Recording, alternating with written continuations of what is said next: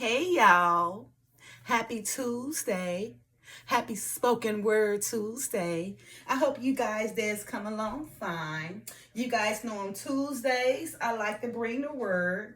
And earlier I read the short from Ecclesiastes chapter 14, verses 17 through to 18. One of the books removed from the Bible. And basically we're just talking about how all flesh waxes all like a garment, right? All flesh, no matter if it's human, beast, or fish. All flesh is bound by the covenant from the beginning, with life that shall comes death, right? Just like the pretty green leaves of a tree. Some fall, and some grow. Okay? Just like, the generations of flesh and blood. One comes to an end and another is born, right? So that's why I say all flesh is bound by the covenant, right? Whether it be animal, human, or fish, right? And Ecclesiastes chapter 14, verses 17 to 18, one of the books removed from the Bible reads as follows. All flesh waxeth old as a garment, for the covenant from the beginning is thou shalt die the death. As of the green leaves on a thick tree, some fall and some grow. So is a generation of flesh and blood. One coming to an end and another is born, right? So again, this is Ecclesiastes chapter 14, verses 17 through 18, one of the books removed from the Bible, which is the same chapter I'll be reading today from out of the Apocrypha, okay? All right, you guys. So chapter 14 of the Apocrypha, verse 1 reads as follows. Blessed is the man that had not slipped with his mouth, and is not pricked with a multitude of sins. So you see, blessed is the man to know how to control his tongue. Think about things before they speak, right? Use words that will not trigger somebody, but know how to use words that will be comforting to everybody. Even if they're trying to help somebody with something or, make a person understand their problem.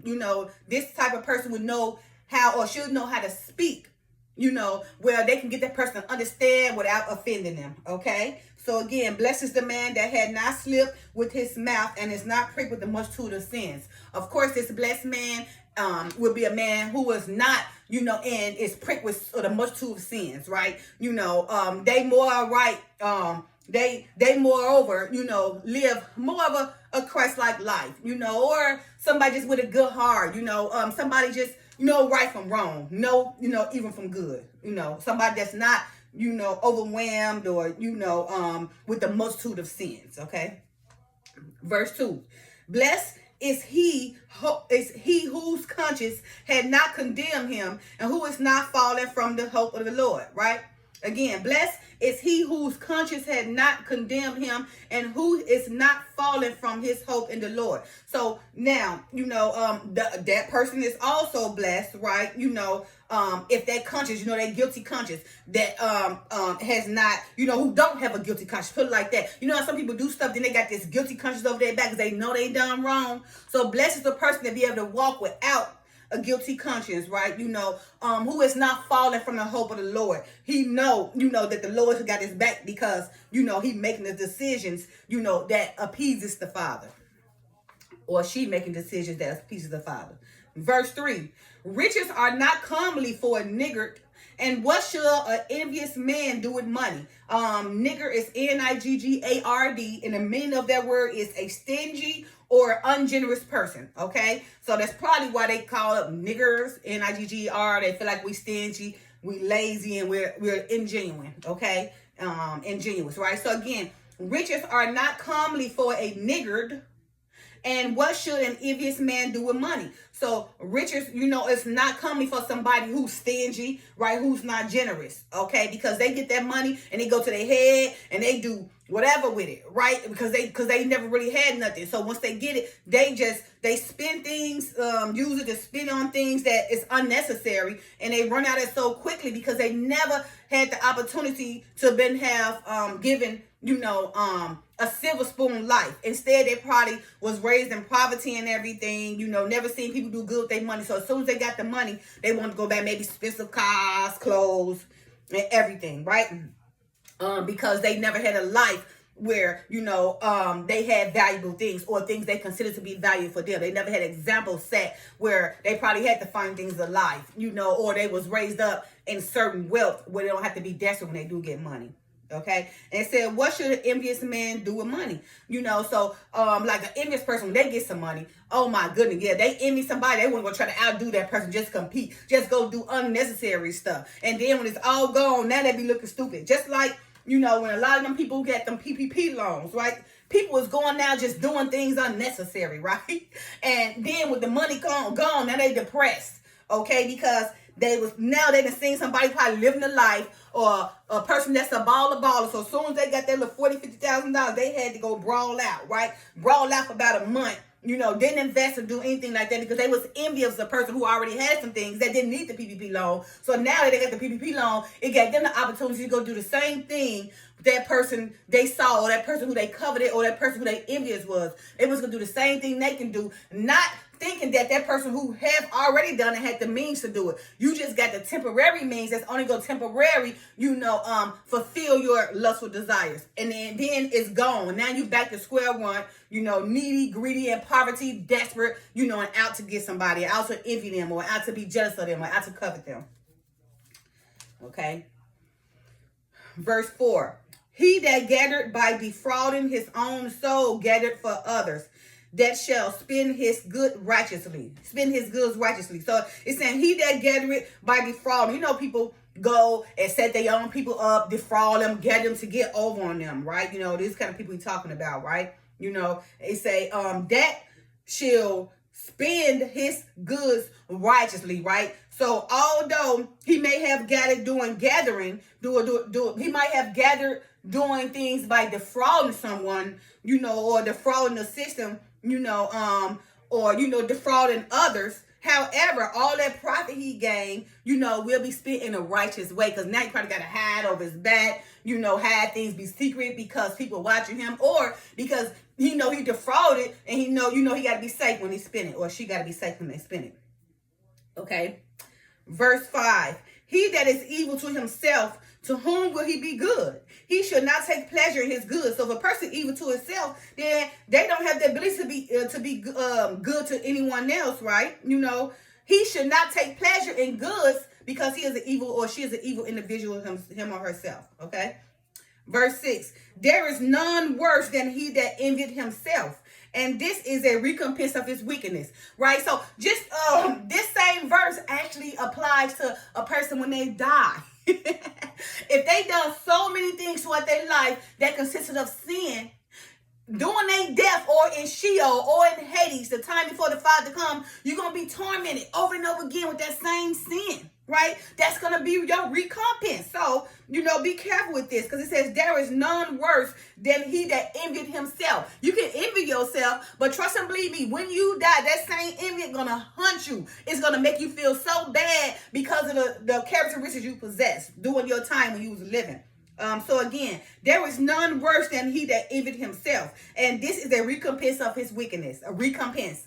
It's going to be paid back, during your death. Because baby, everybody going to be judged. So during your time of death, whatever you done so much of is going to torment you. Okay? During your time when you in Sheol, or Hades, or hell. Okay? Or in the grave. All right. Okay. So verse 7. And if he do it good, he doeth it unwillingly. And at the last, he will declare his weakness. So even if this person is trying to do good, because remember, they don't do well with good. Good is not a pleasure to them. It doesn't please them, right? So even if this person, showing some good deeds, he's not doing it willingly. He's doing it unwillingly. He probably being forced, or he doing it to get something out of it, but he's not doing it willingly just to do it. He expects something in return, right? It say, and the last, he will declare his weakness. So it will show. In the end, that weakness is going to come out. It's going to show why he or she is really doing this, okay? But it's not for good, and it's not willingly. It's unwillingly. He's being either to get a benefit or being forced to do it, okay? Verse 8, the envious man had a wicked eye. He turned away his face and despised men. Okay, so remember, an envious man have a wicked eye. He turned away his face. When he knows something is wrong, everybody, he turned away his face and act like he don't see it. okay, and despised men, and he despised it, like I despise it, a good man. I'm gonna turn my head, even though I know it's wrong, because I despise you. I'm not a good person. I'm a wicked person. This is how I live. I have a wicked eye, because I'm envious. Verse 9, a covetous man eye is not satisfied with his portion, and the iniquity of the wicked dried up his soul. So a covetous man is basically somebody just never satisfied. Someone who covet, keep watching this person, want what they got, trying to beat them. They are never satisfied with their own, because whatever somebody else got, that's what they want. But they don't even have the means to get it, so they go do other things to get it because they covet it, right? So again, a covetous man eye is not satisfied with his portion, okay? Because he's envious of somebody. So that little portion he got don't satisfy him. He want what you got too, or she want what you got too. And the iniquity of the wicked dry up his soul. So the iniquity, the sins, the transgressions, against you, your body, your life, right? It dry up the soul. In due time, that light that you have is going to keep on becoming dull and dull throughout your years, because as much sin you allow yourself to be in, as much dry your soul becomes. So in the end, you wither all the way away. Okay. Verse 10, a wicked eye envieth his bread, and he is a nigger at his table. Oh my goodness. Oh, let me read that again. Verse 10. Man, a wicked eye envied his bread, and he's the nigger at his table. So a person who have a wicked, right, envy his bread. He got some food. Oh no, he's stingy. He want to keep it away from you. You ain't finna come eat up his food or eat up her food. They envy you, looking, hiding everything when you come in. And everything is, they don't want you to have nothing, okay? And it said he's a nigger at his table. He's stingy. He is ingenious. When you come around, he hiding his food. He act like he ain't got nothing. Or if you come in while you eating his food, he ain't gonna offer you nothing. He's gonna envy it and hold it back. Like, go get your own. I ain't got time to feed you, bum. Go get your own. I worked hard, then you should go work hard. No matter what that person's circumstances could be, he don't care. He despises being good. Okay? Verse 11, my son, according to thy ability, do good to thyself and give the Lord his due offering. So you're saying, my son, the father saying, according to your abilities, you capable of doing things good. Do good. Okay. Okay. It says, okay, do good to thyself, right? And give the Lord his due offering. It don't always got to be money. People think the offering supposed to be of money. No, it's supposed to be of goods. People need it. You're supposed to be giving tithes of, to help people. Maybe food, clothes, if money is needed to keep up the building of the structure, that's fine. But normally tithes was to help the needy and to keep the church apart. Okay. Verse 12, remember that death will not be long in coming, and that the covenant of the grave is not shewed to anybody. So it's saying, death is short-lived. Remember, the father said we don't get like 120 to 125. Back then when Noah's, or Noachis, Noachis, of course he was doing Egyptian times. And after the flood or the deluge is when men had they age got dropped to the hundreds. Okay, after Noah. Okay, so the right now death, it's short-lived, right? And that death is not going to be shown to you. It can just happen at any time, okay? Number 13. Do good unto thy friend before thou die, and according to thy ability, stretch out thy hand and give to them. So do good to your friend before they die. Don't be out trying to get over on your friend. Trust me, I've been some of the people I deal with have done nothing but envied and coveted me and never really liked me. They was only with me as long as I helped them. But when I confronted them about trying to abuse me or misuse me, then that made me their enemy and don't be bothering them more, because I confronted them and basically told them, I rebuked them basically and told them now I got to repent, because what you did, honey, I haven't done it years and years ago. That was my old life. Now that I confront them and confront that person sneakily, does something to me sneakily, when I confronted them, now I'm their enemy, and then they try to make everybody else dislike me because of their own evil ways. within them. They own covetousness, right? They own enviousness, right? That's what it leads to. When you have to rebuke somebody or money somebody, you gotta be careful because they can take it away where they have to kill you or they want to ruin your reputation. That's exactly what I experienced. That's why I don't really have friends right now this day. Because of that very reason, when you find out they really don't like you, they only was use you to be around you to see what they got, see what you got, because you're a good person. But people start taking your kindness for weakness. And then when you tell them don't do that, when you show your true colors, then they want to hate you and make everybody else hate you because you call them out. All right. So that's why the Father say, do good unto thy friend before thou die. And according to thy ability, stretch out thy hand and give to them. I have done good to my friends. Can't not one of them tell you, I have stretched out my hand, gave them money. They don't even got to ask. If I just gave it to them. Cook, gave it to them. It didn't matter just how I am because that's how I was raised. My grandma used to feed the whole block. My daddy gave everybody everything. My family, where I came from, they loved each other. They weren't judging people. If you was hungry, come on and eat. They embraced, and that's how we were just raised with unconditional love. That's what we seen. But the very people that I had to confront and everything, and rebuke them and admonish them, they probably was spoiled, and was given everything, but they was not show unconditional love. They wasn't brought up in a lovely manner. Therefore, they look at other people's lives and want their life instead of their own life. Okay. Verse 14, defraud not thyself of the good day, and let not the part of a good desire overpass thee. Okay, so defraud not thyself, of a good day. Because good day don't create no problem. Most people go create these problems, and that's why they like the way they are, right? They get in their mind things they want, not thinking that conditions, the stuff what we want, conditions lead us to suffering, okay? So they gonna create this in their problem, create this in their mind, delusional, making things something out of nothing, then come and make themselves the victim against you. When it was all their own creative creation, when they created everything, they established everything, you ain't had nothing to do with it, but they created in a delusional mind, made it happen, then brought it to you to come against you. That is a reprobate of mind. And so many of my reprobates don't even know it. Like most of the world. Okay? And it said, let not the part of a good desire overpass thee. So if you have a good desire, you can do a good deed. Don't let it pass over you. You know that you can help somebody and do it. Why let it pass over you? Because you're going to regret it or think about it how you should have, would have, could have, you didn't, And there's a saying for that. There's a saying for when you go do things. That day you do it in that day, make problems, and then at night you think about it and you regret it. That's exactly what happens when you do something. In the end, you start thinking about it and you regret it. Like, man, why I do that? There is a saying. Well, I'm gonna get that saying. I did write it down. I can't the day and night. It is a saying for that though. But that's what most of the whole world do. Create a problem, make themselves the victim, okay, and then regret it a little later down the line. Or maybe that night. Okay. Verse 15. Shall thou not leave thy travails unto another, and thy labors to be divided by lot? So they say when people die, the stuff, that's why so many people be left with all their debt and everything. Shall thou not leave thy travails unto another, and thy labors to be divided by lot? And their labors when they die, whatever they was doing gonna be divided anyway.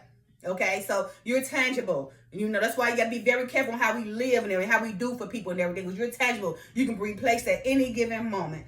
Okay, so again, shall thou not leave their travails to another? Yes, they will leave their travails when they die. And their labors will be divided up by lot. Okay, after death, life still goes on.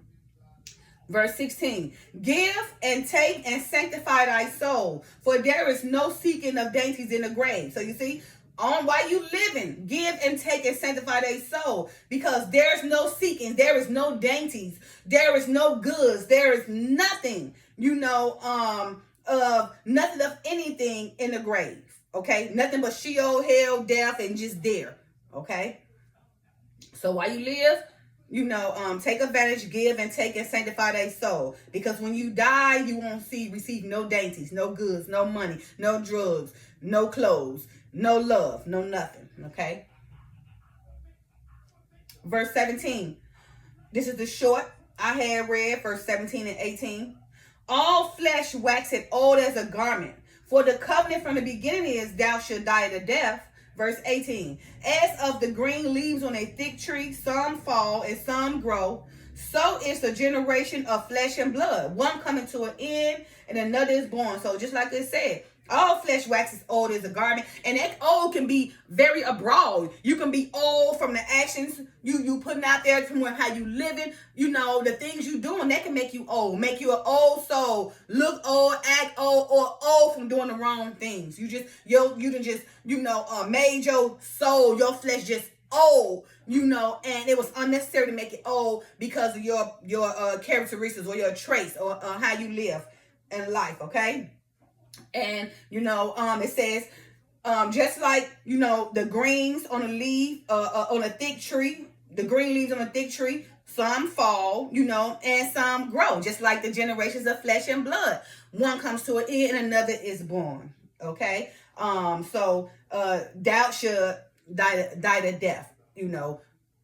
So let's just remember, all flesh wax old as a garment. We get old, no matter, because it's abroad. It can be old in all types of ways, okay? Doubt should die to death. And just like the green trees on the leaves, they be thick, pretty, and vibrant. Some fall, and some grow. So is the generation of flesh and blood. One coming to an end and another is born, okay? Verse 19.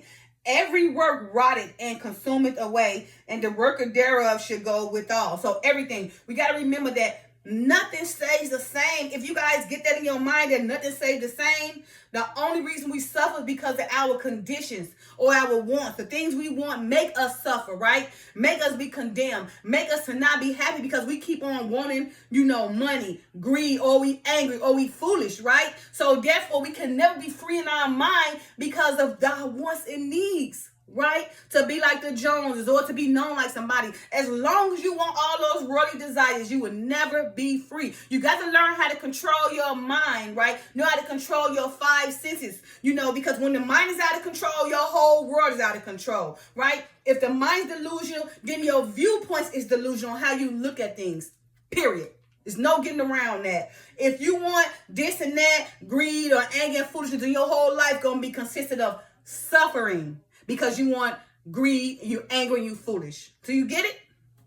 Worldly desires does all that to you. That's why you got to be able to control your mind. A mind is out of control. A mind that is out of control is out of control in every endeavor in their life. But a mind that's in control can control everything that goes on in their life. Okay? All right. The worker should, and also, and it said every work rotted and consumed away, and the worker thereof should go withal. So again, even though all of you doing, everything, habits from conditions and everything, right? All that should go away too. Remember, nothing stays the same, right? Everything is temporary. It's just the changes and the conditions that causes us to suffer. Okay. So also doing all that and putting all that time and energy, that person or their worker thereof should also go withal, should also die. Okay, that's why you gotta be careful not to just overwork ourselves unnecessarily for no reason, trying to fit in or be in or want to be this and be that, because all that stuff you got, it's not permanent, it's temporary. Time changes everything, and when all of it go, it's gonna be gone. And guess what? You gotta go with it. All right. Verse 20. Blessed is the man that doeth meditate good things and wisdom, and that reasoneth of holy things by his understanding. So blessed is the man who meditate on good things and wisdom. Sit down, meditate, study, think, about they next move, right? Not in idleness, but meditating on the Father's word, learning and everything, so that person can be guided. Okay. And that reason of holy things by his understanding. So, and understand, how to operate, per, the holy instructions, right? So blessed is the man that doeth meditate good things and wisdom, and that reason of holy things by his understanding. Blessed is the one who understands. Remember, for the lack of knowledge, my people perish, right? But a person is blessed who meditate, who study the Father diligently and everything, and reason of his holy things by his understanding, right? Of what the Father through the Son have made allowed to him to understand, has given to him, to understand. Because the only way you're going to get faith and understanding is if You have invited the Father through his Son in, and he allotted to you. He granted to you. He privileged to you. But you do not get it on your own. Never. Okay. Verse 21. He that considereth her ways in his heart shall also have understanding in her secret. So it's in my wisdom now. He shall consider her ways. So he that should consider wisdom in his heart shall also have understanding in the secrets. So any secrets, that the Father considers a mystery and everything, as long as you understand about the wisdom, that secret or that mystery will be open to you. Okay? There's a lot of secret and mysteries that a lot of people don't know. He only grant that to people who seek him diligently, right? He opened a lot of mysteries to me. He tells me that, study me diligently and I will open all my mysteries to you. And Lord knows, you know what mystery I just found out? Lord knows, reading yesterday. That movie, The 10 Commandments? This is to blow your mind. The 10 Commandments, the old 10 Commandments with Chester Hester, where Moses was going against Ramsey, right? That was man-made. That was they written because Moses and Ramsey is the same person during that time. But the 10 Commandments made them two different figures. That was not true. Moses' name was Pharaoh Ramses Moses, doing the Egyptian. His Queen of Mysteries was his mother. It was right where he was, born in that river, in the Nile, in that little basket, doing that edit of Admis, who was the queen of Egypt. Her father put out an edit, to kill all the Hebrew kids under a year old, and Moses was that one. And the reason why his name was Moses because he was taken out of the water. But we was under the impression that Moses and Ramses was a different person. They are the same person in one. It's just that throughout the years, people get all the facts mixed up and give it to them how you want to give it to them. But Moses and Pharaoh is the same person. Pharaoh, Ramsey, and Moses the same person during Egyptian time. 10 Commandments got them different. That is a total lie. See that? How he break down everything to me. I was like, oh my goodness. The same person, man. All these years I thought there were two different people. It's the same person. So now I'm trying to figure out what was the man name that Moses was fighting against, to get the Israelites. So now I got to look deeper in that because they said that was Ramsey. But if Ramsey and Moses are the same person, then it's impossible for him to fight against himself to free the children of Israel. You see? The pillar of fire give you all the mystery and the secrets. But you want to go and get him unless the Father allow you to get him. If you seek him diligently, then he open out the secrets. Because you can read it and still don't get it. If he have not allowed that great wisdom and understanding to you. Okay? Verse 22. Go after her as one that traceth and lieth and wait in her ways. So go after wisdom. Wisdom is a feminine word. It's to her. Like you tracing her, trying to follow, right? Like you waiting on her. You doing what you got to do, tracing her, doing what you need to do so you can get that wisdom, right? So again, go after her as one that traceth and lie and wait in her ways. Somebody lie and wait on somebody? Lie and wait on that wisdom.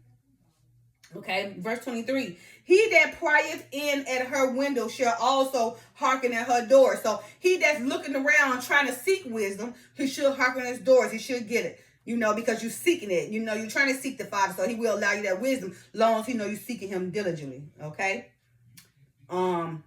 Verse 24. He that doeth lodge near her house shall also fasten a pin in her wall. So if you're lodging towards wisdom, this her is referring to wisdom. So if you're lodging towards the house of wisdom, trying to get in where you fit in with wisdom, then her house shall also fasten a pin in her wall, in the wall. So again, he that doeth lodge near her house shall also fasten a pin in her walls. Okay, so it should get fastened. He should receive it and be able to close it out. That wisdom should come to him fully. As long as he's doing, that she doing, seeking him diligently. That wisdom, she will come. You can fasten it up and complete it out. It's all yours. Okay. I need another scarf. This scarf don't need them to come out forever. Every scarf I got doing this. Well, when they silk, that is, or satin. Okay. Verse 25. He shall pitch his tent nigh unto her and shall lodge in a lodger where good things are. Talking about wisdom, okay? Not a female. He shall pitch his tent nigh to her. So he shall get close to her, okay? She'll lodge in a lodging where good things are. She'll get close to her and be around good things and good people. That's my goal. I'm telling you, I cannot wait till the Father make it a way where we can get out this hell-bent place. Everybody's so freaking crazy. People are weird, okay? Like, everybody's mind is so corrupt now. They're making all the evil things good and all the good things evil, to the point that it really bothers me. And the words say that, that even, it's possible to even, to overcome the elect. But he got to make it short, because it's to the point where we starting to question our own belief. Like, is this the right thing? Since the law says it's right, man, I guess it is right. But dang, is it really right? Maybe that's not right, because back in the days, it wasn't right. Man, it's so much going on. Everybody's so weird, and everybody want to be men and women, and everybody want to kill their babies, and it's weird. Y'all ain't nothing weird said about y'all. The whole world right now is weird. That's why 2/3 gotta fall. Trust and believe, and they going, and it's happening right before our eyes. But I'm just tired. I can't wait till the Father come back in the millennium and make it right. I'm tired. I'm tired of this crazy stuff. I can't really deal with people. I don't have friends, because nobody have a true meaning no more. Everybody got a motive out to get you. And now, because I'm doing biblical teaching, now you got people just don't like me because I won't be in for them. It is just so crazy. But what the Messiah said, people in your own country don't like you. Oh, Lord, I experienced that. Because my own people from Chicago, trust and believe them, don't mess with me. Not the family, not the friends, because of why they think I'm too bougie, or of course, I don't bend for them. And because I got my life and I'm living it, and I'm trying to set an example for everybody, but they don't seem to get it. They look at me as being bougie instead of trying to think that, man, how she living, maybe I should follow her lead, because it seems to be going right for her. But their mindset is so corrupt until they can't even perceive that I'm living more of a Christ-like life. And he said, if you be led by his instructions, you'll be good. You will be good, as you see. I'm a prime example. I'm showing you guys, so that whole mindset got to change. Don't look at a person, they think they're better, they think they're good. But instead, learn from that person. That person is setting an example, so you can be on the same level, because you will never reach my level with that mindset, ever. Okay. So that was verse 25. He shall pitch his tent nigh unto her, and shall lodge in a lodging where good things are. Wouldn't be around people. Verse 26. He shall set his children under her shelter, and shall lodge under her branches. Like my baby, when she was in my stomach, I read Bible stories to her. I knew this world was so wicked, right, and so cruel, because y'all wouldn't believe. Ever since I was young, for some reason, the Father always had something of my life. I used to teach the Bible when I was 8, when I was living in the projects. Like, it's funny, because even as a kid, God have always been in my life. He's always directed me to do something for him. And hey, I get, like I said, this is my purpose. Now I'm older. Look what I'm doing right now. But my daughter, I knew that very much when she was in my stomach, that she's going to come to this cruel world, to get her prepared for this cruel world. So I will read Bible stories. Read Bible stories to her, right? To get her prepared, to put that godly in her, that godliness in her, so she can be prepared when she come out. Even as a kid, during her grammar school days, you guys, when she was a ballerina, her teachers in her grammar school, oh, Miss Powell, you don't have to do nothing. Keep all your money to yourself. We're going to buy all her clothes. The teachers, the principals, they bought everything for Victoria. All her ballerina clothes, paid for all her supplies. I didn't have to do anything. They were wondering, how did you get her like this? Sometimes I used to wonder, but then I thought to myself, oh, I was reading the Bible stories to her. So the Father was taking a hold of her then. Because when I say, during her grammar school, I didn't have to buy her nothing. All the teachers and principals would tell me, no, Miss Powell, you keep all your money. We got her. So they took care of her. They bought her school stuff, her supplies, bought her ballerina, whatever. And it's because I get it hasn't been a father. I told her I even had a teacher, her teacher, Miss Belts. How did you get her like this? She loved to help people. She loved. It was the Father. So, again, let's read that again. He shall set his children under her shelter, and shall lodge under her branches. I set my daughter up, like that. I would read Bible stories to her. I would tell her not to judge people no matter what she got. If you could help them, help them. She knew that. Don't judge nobody. You know what I mean? Don't be around people that don't mean you no good. Make sure you always put the Father first. It was already instilled in her, because I was reading the Bible stories to her while she was in my baby. So while she was in my stomach. So she was already prepared. Okay. And verse 27, final verse. By her he shall be covered from heat, and in her glory shall he dwell. So by her, which is wisdom, shall be covered from heat, shall be covered from all the fires of this world of anger, greed, foolishness, lust, and everything. By wisdom. Wisdom should allow that person to make the right decisions, right? So by her, he shall be covered from heat, all those fiery disasters, and in her glory shall he dwell. Shall he dwell. So he want to stay within wisdom, or she want to stay with wisdom. She want to continue to be wise, right? So in the end, she gonna be chosen anyway. Or he gonna be chosen anyway to work for the Father, ruling over you guys. So don't never think that people that's really in truth and know this word in vain. We know what the Father said. We know He's gonna have a righteous government and people gonna rule. So we preparing ourselves for us to be the very ruler over you guys. It is the truth, because I look forward to maybe not my generation, not me, but my generations. It will happen. My generations will be working for the Father. They will be in authority working for the Father and His administration, His celestial glories. They will be doing that, because why? I am preparing it. So my daughter, when her seed come, we gotta make sure that he's prepared, okay, to be somebody working for the Father, to be somebody in authority for the Father. All, of course, still living your life, but we're going to make sure we allow him to gain her wisdom. Okay? All right, you guys. So, happy Tuesday. Happy Spoken Word Tuesday. I hope you guys, these lessons and these readings I'm doing is helping somebody. Because remember, I'm trying to at least save one. Probably can't say that 99, but one I'm trying to get in. And it's okay, because that one can go help another. And that's how we become. Okay? That 1/3. That chosen. That elect. And I do feel like people are being helped, because the very people I can see right now, the words they use, and I'm like, okay, they've been listening to me. So thank you, Father, for allowing me to edify you guys, and thank you guys for being edified. I hope I'm changing somebody's life. I hope you guys learning so you can move forward and lay at the bottom of her, that wisdom, right? So you can close it and fasten up in completion, right? So you will always be covered, by covered from that fiery desires of that heat, and you shall always dwell in her glory. All right, you guys. Happy Tuesday. Happy Spoken Word Tuesday. Love y'all. Peace. Bye.